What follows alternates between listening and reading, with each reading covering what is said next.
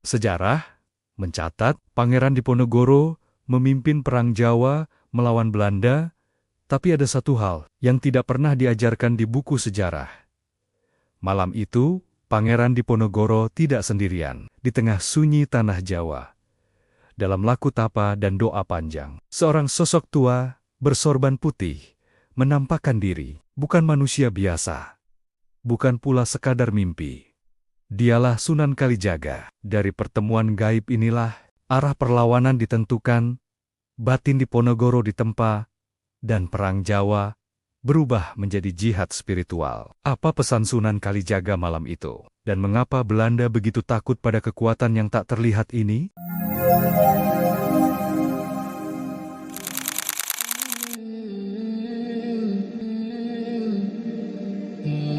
Bayangkan, tanah Jawa pada awal abad ke-19, sebuah pulau yang subur, hijau, dan penuh doa. Namun di balik keindahannya, tersimpan luka yang menganga. Rakyat hidup dalam tekanan pajak yang mencekik, tanah leluhur dirampas tanpa belas kasihan. Bahkan makam para pendahulu diinjak demi jalan dan benteng penjajah. Tangisan terdengar di mana-mana. Tetapi tidak semua orang berani bersuara. Ketakutan lebih kuat daripada harapan. Dan keadilan terasa semakin jauh dari jangkauan. Belanda tidak hanya datang membawa senjata dan kekuasaan. Mereka juga membawa keserakahan yang perlahan merusak tatanan hidup orang Jawa, yang tertindas bukan hanya raga, tetapi juga jiwa. Nilai luhur mulai terkikis, adat dilecehkan, dan keyakinan diguncang. Di desa-desa, dalam diam, rakyat mulai bertanya dalam hati, sampai kapan penderitaan ini harus ditanggung? Namun tidak banyak yang berani melawan. Di tengah kegelisahan tanah Jawa itulah, berdiri seorang bangsawan yang memilih jalan berbeda. Ia bukan bangsawan yang mengejar kemewahan, bukan pula pemburu tahta. Namanya Pangeran Diponegoro. Ia melihat penderitaan rakyat dengan mata kepala sendiri, mendengar rintihan yang tidak pernah sampai ke telinga istana. Setiap malam, hatinya gelisah. Pikirannya dipenuhi pertanyaan tentang keadilan dan tanggung jawab. Pangeran Diponegoro menyadari bahwa masalah yang dihadapi tanah Jawa bukan sekadar persoalan politik atau kekuasaan. Ada sesuatu yang lebih dalam yang sedang rusak, sesuatu yang tidak terlihat oleh mata, tetapi terasa di dalam batin. Namun sejarah resmi sering berhenti pada catatan tanggal, nama pertempuran, dan jumlah korban. Bagian lain yang lebih sunyi, lebih dalam, seringkali dilupakan, atau mungkin sengaja disembunyikan. Bagian tentang dunia yang tidak kasat mata, tentang doa panjang di tengah malam, tentang laku batin yang lebih berat daripada mengangkat senjata, tentang satu pertemuan yang tidak terjadi di medan perang, tidak disaksikan manusia, tetapi diyakini mampu mengubah arah sejarah tanah Jawa. Pada suatu malam, Pangeran Diponegoro tidak sedang memimpin pasukan, tidak pula berada di tengah hiruk-pikuk peperangan. Ia sendirian, tenggelam dalam sunyi yang berat dan penuh pertanyaan kepada Tuhan. Sunyi yang tidak biasa, sunyi yang terasa menekan jiwa. Dan pada saat itulah, sejarah bersiap berbelok ke arah yang tidak pernah dituliskan dalam buku-buku sekolah. Menurut kepercayaan lisan masyarakat Jawa dan bisikan para leluhur, malam itu, Pangeran Diponegoro tidak sendiri. Ada sosok lain yang hadir.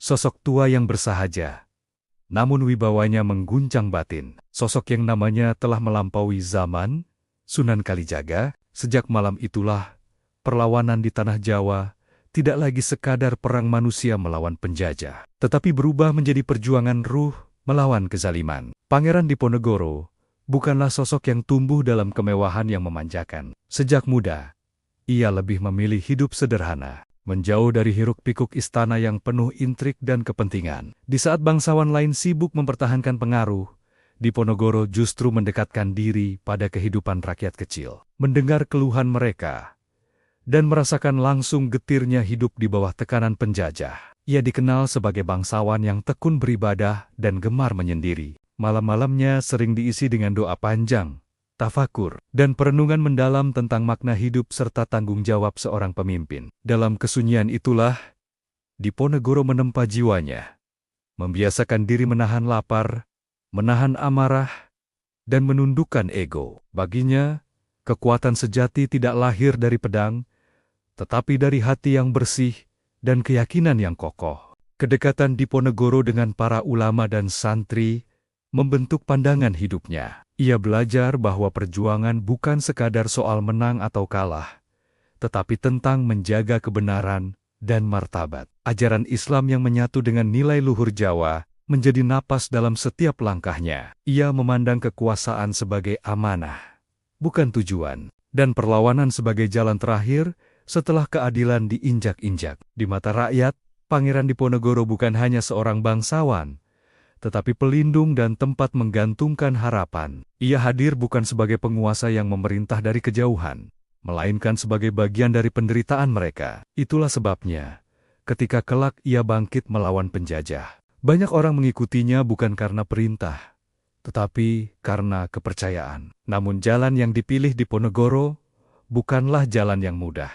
Setiap langkahnya dipenuhi keraguan dan ujian batin. Ia sadar bahwa perlawanan besar akan menelan banyak korban dan mengundang penderitaan baru. Karena itu, sebelum mengangkat senjata, ia lebih dahulu berperang dengan dirinya sendiri, memastikan bahwa niatnya lurus dan tidak tercemar ambisi pribadi. Pangeran Diponegoro menunggu satu hal yang ia yakini sangat penting, bukan dukungan politik, bukan pula senjata, melainkan keyakinan batin bahwa langkah yang akan diambilnya adalah jalan yang diridhoi. Ia percaya bahwa perjuangan tanpa restu spiritual hanya akan melahirkan kehancuran. Dan di titik inilah, pencarian batinnya semakin dalam, membuka jalan menuju peristiwa yang kelak akan dikenang sebagai pertemuan gaib yang mengubah arah sejarah Tanah Jawa. Tanah Jawa pada masa itu seolah kehilangan arah, bukan karena tanahnya tidak lagi subur, tetapi karena ruh kehidupan perlahan dirampas. Penjajahan tidak hanya memiskinkan rakyat secara lahir, namun juga menggerogoti batin. Aturan-aturan baru dipaksakan tanpa menghormati adat. Nilai luhur dilecehkan dan keyakinan masyarakat dianggap tidak berarti. Jawa yang dahulu tenang dan berimbang berubah menjadi tanah yang gelisah.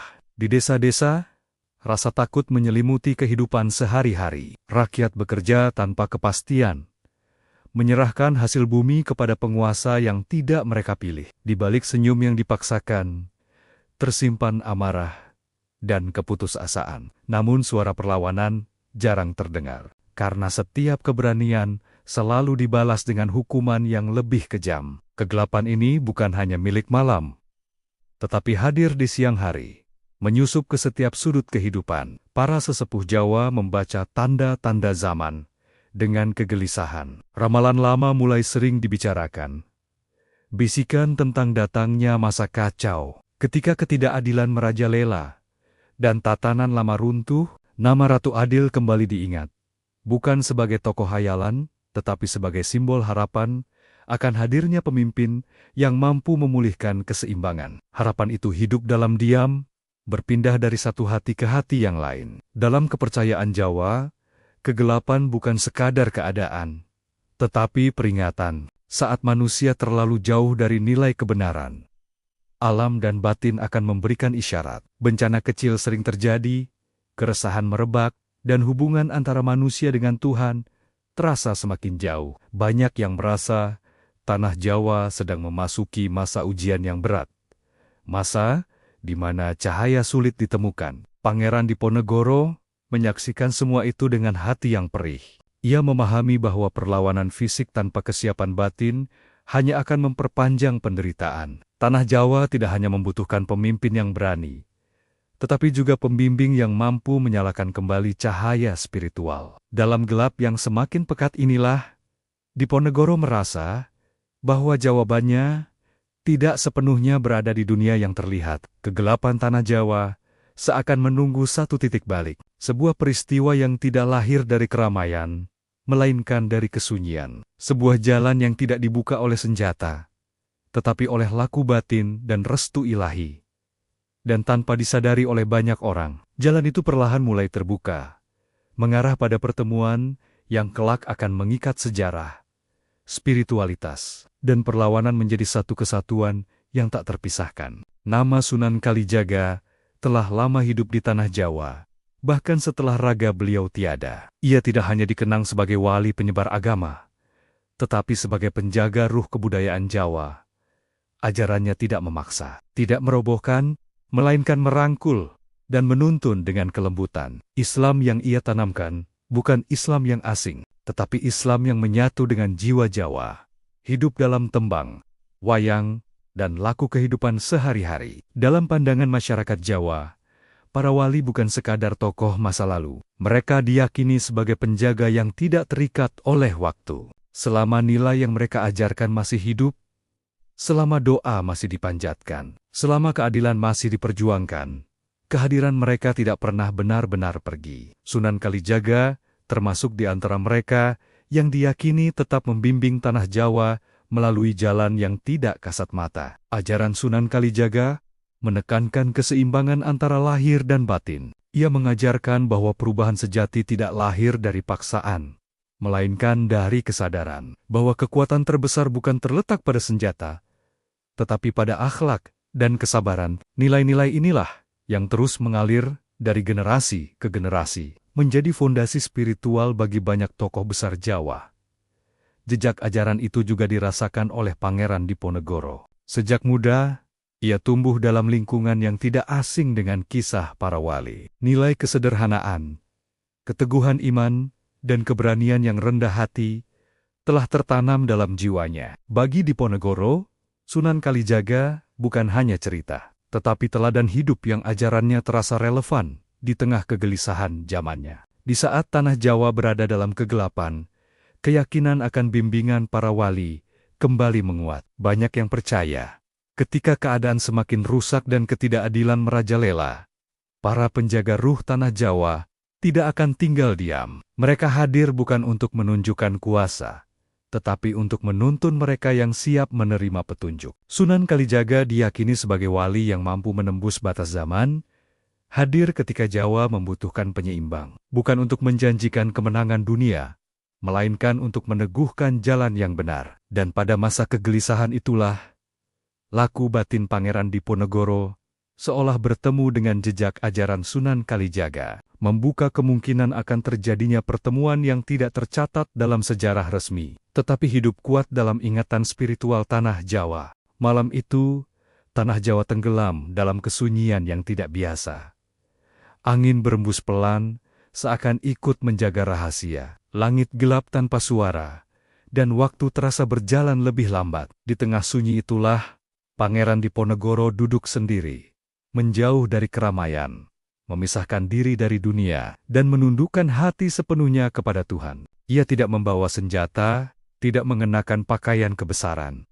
Hanya tubuh yang lelah dan jiwa yang penuh beban. Doa demi doa ia panjatkan, bukan untuk kemenangan, melainkan untuk kejelasan jalan. Air mata mengalir tanpa suara, bercampur dengan dizikir yang tak putus-putus. Dalam keheningan itu, Diponegoro menyerahkan seluruh kegelisahannya, berharap diberi petunjuk atas langkah besar yang akan diambilnya. Kesunyian semakin dalam, hingga batas antara sadar dan tidak terasa menipis. Pada saat itulah, suasana di sekitarnya berubah. Udara terasa sejuk, namun berat, seperti ada kehadiran yang tidak biasa. Diponegoro merasakan getaran halus di dalam batinnya. Sebuah ketenangan yang datang bersamaan dengan kewibawaan yang sulit dijelaskan dengan kata-kata. Perlahan, di hadapannya tampak sosok seorang tua, bersahaja, berpakaian sederhana, dengan wajah yang memancarkan keteduhan. Tidak ada cahaya menyilaukan, tidak ada suara keras, namun kehadirannya membuat hati bergetar. Sosok itu tidak datang sebagai bayangan mimpi, juga bukan hayalan dari pikiran yang letih. Ia hadir dengan rasa yang nyata, menembus dinding logika, dan menyentuh batin terdalam. Diponegoro tidak berani mengangkat kepala. Jiwanya seakan mengenali sosok itu tanpa perlu penjelasan. Inilah wajah yang hidup dalam kisah dan ajaran para leluhur. Inilah sosok yang namanya terus disebut dalam tembang, doa, dan laku kehidupan Jawa. Sunan Kalijaga hadir bukan sebagai wali yang menuntut penghormatan, tetapi sebagai pembimbing yang menenangkan. Tidak banyak kata terucap, pesan disampaikan bukan melalui suara, melainkan melalui getaran batin, tentang kesabaran, tentang keikhlasan, tentang perjuangan yang harus dilandasi niat yang bersih. Sunan Kalijaga meneguhkan bahwa jalan yang akan ditempuh di Ponegoro bukan jalan mudah, tetapi jalan yang benar. Perlawanan yang akan terjadi bukan lahir dari amarah, melainkan dari panggilan untuk menjaga iman dan martabat tanah Jawa dalam pertemuan sunyi itu. Diponegoro merasakan beban di dadanya perlahan terangkat. Keraguan yang selama ini mengikat hatinya mulai luruh. Ia tidak lagi bertanya apakah ia mampu, melainkan siap untuk berjalan sejauh apapun yang ditentukan. Malam itu, tanpa saksi, tanpa catatan, tanpa sorak-sorai, sebuah keputusan besar diteguhkan. Ketika kesunyian kembali seperti semula, sosok itu tidak lagi tampak.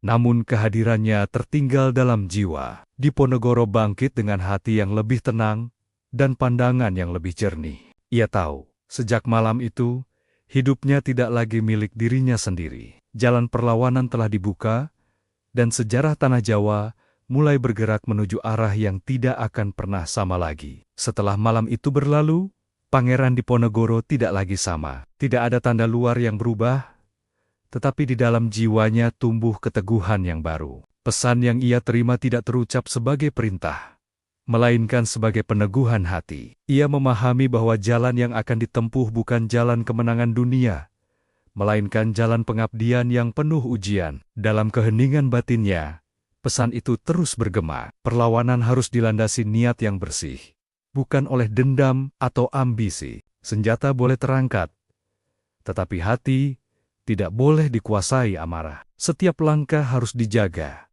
agar tidak melahirkan kezaliman baru. Perjuangan sejati, sebagaimana yang ia pahami, adalah menjaga keseimbangan antara keberanian dan kebijaksanaan. Sunan Kalijaga, melalui peneguhan batin itu, seakan mengingatkan bahwa kekuatan terbesar bukan terletak pada jumlah pasukan atau kecanggihan strategi, tetapi pada kejernihan niat. Kemenangan bukan diukur dari seberapa banyak musuh yang dikalahkan, melainkan dari seberapa kuat iman yang dipertahankan. Jika harus kalah secara lahir, jiwa tetap harus menang dalam kebenaran. Pesan itu juga membawa kesadaran bahwa jalan yang dipilih Diponegoro akan penuh pengorbanan. Akan ada penderitaan, pengkhianatan, dan kehilangan. Namun semua itu bukan tanpa makna. Setiap luka akan menjadi bagian dari kesaksian bahwa perjuangan ini bukan untuk pribadi, tetapi untuk tanah Jawa dan generasi yang akan datang. Kesadaran ini menumbuhkan ketenangan yang dalam, menggantikan kegelisahan yang selama ini menghantui. Sejak saat itu, laku hidup Diponegoro semakin tertata. Ia lebih banyak menahan diri, memperbanyak doa, dan menjaga sikap. Keputusan-keputusan penting tidak lagi diambil dalam emosi, melainkan melalui perenungan yang matang. Ia memahami bahwa sebagai pemimpin, jiwanya harus lebih kuat daripada tubuhnya, karena dari situlah kekuatan rakyat akan mengalir. Peneguhan jiwa ini menjadi fondasi bagi perlawanan besar yang akan datang. Apa yang dimulai dalam kesunyian malam, kini tumbuh menjadi keyakinan yang tak tergoyahkan. Diponegoro tidak lagi bertanya, apakah jalannya akan mudah atau sulit. Ia hanya memastikan bahwa setiap langkahnya berada di jalan yang ia yakini benar. Dan dengan peneguhan itulah, perlawanan di tanah Jawa bersiap memasuki babak yang lebih nyata, membawa jejak spiritual yang akan membedakannya dari perang-perang sebelumnya. Ketika perlawanan akhirnya dimulai, tanah Jawa tidak lagi sunyi. Desa-desa yang sebelumnya menahan napas, kini bergerak dalam diam. Pangeran Diponegoro tidak mengumumkan perang dengan teriakan, tetapi dengan langkah yang terukur. Rakyat datang bukan karena paksaan, melainkan karena keyakinan. Mereka melihat pada diri Diponegoro sosok pemimpin yang tidak hanya berani, tetapi juga tenang dan teguh dalam keyakinan. Perang Jawa pun pecah, bukan sebagai perang terbuka yang mengandalkan kekuatan besar, melainkan perlawanan yang cerdas dan penuh perhitungan. Pasukan Diponegoro memanfaatkan hutan, pegunungan, dan desa sebagai bagian dari strategi. Mereka bergerak cepat, menyerang saat musuh lengah, lalu menghilang sebelum balasan datang. Bagi Belanda, ini bukan sekadar perang fisik, Tetapi peperangan melawan sesuatu yang sulit dipahami. Namun kekuatan perlawanan ini tidak hanya terletak pada taktik gerilya. Di balik setiap langkah, ada laku batin yang dijaga. Doa dipanjatkan sebelum bergerak, niat diluruskan sebelum senjata diangkat. Para pengikut Diponegoro percaya bahwa perjuangan ini dilindungi oleh kekuatan yang lebih besar dari sekadar strategi manusia. Keyakinan itu menumbuhkan keberanian yang sulit dipatahkan. Belanda mulai merasakan keganjilan. Pasukan yang mereka anggap kecil dan tidak teratur mampu memberikan perlawanan yang berat. Serangan datang dari arah yang tidak terduga. Dan semangat juang lawan tidak surut, meski ditekan. Di kalangan mereka beredar bisikan bahwa perang Jawa bukan perang biasa. Ada kekuatan batin yang menyelimuti pasukan Diponegoro. Sesuatu yang tidak bisa diukur dengan senjata dan meriam. Bagi Diponegoro, perang ini tetap dijaga dalam batas yang ia yakini benar. Ia menolak kekerasan yang tidak perlu dan berusaha menjaga agar perjuangan tidak berubah menjadi kebencian buta. Setiap keputusan diambil dengan pertimbangan lahir dan batin. Ia sadar bahwa kekuatan sejati perlawanan ini terletak pada kesatuan antara keberanian fisik dan keteguhan spiritual. Seiring waktu, Perang Jawa mengguncang kekuasaan kolonial. Belanda mengerahkan pasukan besar, menghabiskan sumber daya, dan mulai merasa tertekan. Namun di balik hiruk-pikuk pertempuran, ada satu hal yang terus hidup dan menguat. Keyakinan bahwa perjuangan ini bukan semata tentang menang atau kalah, tetapi tentang menjaga martabat tanah Jawa. Dan selama keyakinan itu tetap menyala, perlawanan akan terus bergerak, meski menghadapi tekanan yang semakin berat. Seiring berjalannya waktu, tekanan terhadap Pangeran Diponegoro semakin besar. Belanda mengubah strategi, bukan lagi hanya mengandalkan kekuatan senjata, tetapi juga tipu daya dan jebakan. Jalur gerilya dipersempit, desa-desa diawasi, dan ruang gerak perlawanan perlahan dibatasi. Tanah Jawa kembali merasakan beratnya penderitaan, seolah ujian belum juga usai. Dalam kondisi yang semakin terdesak, Diponegoro tetap menjaga ketenangan. Ia memahami bahwa setiap perjuangan memiliki batas lahirnya. Pasukan yang dahulu bergerak lincah kini mulai kelelahan, persediaan menipis, dan banyak rakyat menjadi korban. Namun, di tengah semua itu, satu hal tidak pernah runtuh. Keyakinan batin bahwa perjuangan ini telah dijalani dengan niat yang lurus. Penangkapan Pangeran Diponegoro menjadi titik balik yang menyayat hati. Undangan perundingan yang seharusnya membawa jalan damai berubah menjadi pengkhianatan. Tanpa perlawanan, Diponegoro ditangkap dan diasingkan. Tidak ada amarah yang meledak, tidak ada teriakan. Wajahnya tetap tenang, seolah ia telah menerima bahwa jalan yang ditempuhnya memang harus berakhir seperti ini. Bagi Belanda, penangkapan itu dianggap sebagai kemenangan besar. Namun bagi Diponegoro dan orang-orang yang memahami laku batin, peristiwa itu bukanlah kekalahan sejati. Tubuhnya boleh terbelenggu, tetapi jiwanya tetap merdeka. Ia tidak menyesali jalan yang dipilih, karena ia tahu perjuangan ini telah menanamkan kesadaran baru di hati rakyat Jawa. Dalam kesunyian pengasingan, Diponegoro tetap menjaga laku hidupnya. Doa dan kesabaran menjadi teman setia. Ia menerima nasibnya tanpa dendam, tanpa kebencian. Sikap inilah yang justru memperkuat makna perjuangannya. Kekalahan secara fisik tidak memadamkan cahaya spiritual yang telah dinyalakan. Sebaliknya, ia justru menegaskan bahwa kekuatan sejati tidak bisa dirampas oleh penjajah. Perang Jawa mungkin berakhir di medan lahir, tetapi semangat yang ditinggalkannya terus hidup. Rakyat belajar bahwa perlawanan tidak selalu diukur dari kemenangan senjata. Ada kemenangan yang lebih dalam. Kemenangan menjaga iman, martabat, dan harga diri. Dan dalam makna inilah, Pangeran Diponegoro berdiri sebagai simbol bahwa kekalahan fisik tidak selalu berarti kekalahan sejati. Perang Jawa telah lama berlalu.